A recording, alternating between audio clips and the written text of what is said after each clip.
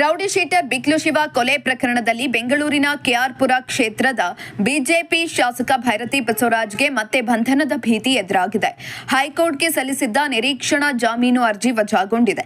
ಇದರಿಂದಾಗಿ ಬಿಕ್ಲು ಶಿವ ಕೊಲೆ ಕೇಸ್ ತನಿಖೆ ನಡೆಸುತ್ತಿರುವ ಸಿಐಡಿ ಪೊಲೀಸರಿಗೆ ಭೈರತಿ ಬಸವರಾಜ್ ಬಂಧಿಸುವ ಹಾದಿ ಸುಗಮವಾಗಿದೆ. ಇನ್ನು ಸಿಐಡಿ ಪೊಲೀಸರಿಂದ ಬಂಧನದ ಭೀತಿಯಲ್ಲಿರುವ ಶಾಸಕ Bhairathi Basavaraj mobile switch off ಮಾಡಿಕೊಂಡು ನಾಪತ್ತೆಯಾಗಿದ್ದಾರೆ. ಇನ್ನು ಬೆಂಗಳೂರಿನ ಕೋಟ್ಯಾಧೀಶ ಶಾಸಕರೇ ಈಗ ನಾಪತ್ತೆಯಾಗಿದ್ದಾರೆ.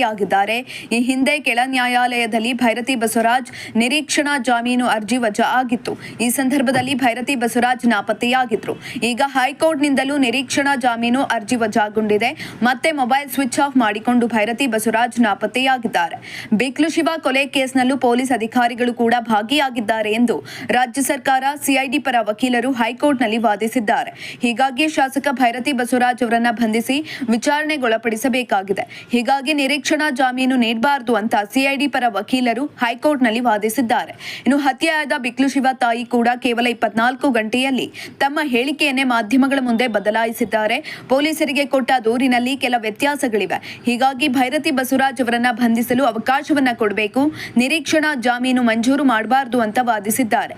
ಈ ಕೊಲೆ ಕೇಸ್ನಲ್ಲಿ ಕೋಕಾ ಕಾಯ್ದೆಯಡಿ ಕೇಸ್ ದಾಖಲಿಸಿ ತನಿಖೆಯನ್ನ ನಡೆಸುತ್ತಿರುವುದಾಗಿ ಸಿಐಡಿ ಪರ ವಕೀಲರು ಹೈಕೋರ್ಟ್ಗೆ ತಿಳಿಸಿದ್ದಾರೆ. ಇಂತಹ ಇನ್ನಷ್ಟು ವಿಡಿಯೋಗಳಿಗಾಗಿ ಲೈಕ್ ಮಾಡಿ, ಫಾಲೋ ಮಾಡಿ, ಶೇರ್ ಮಾಡಿ.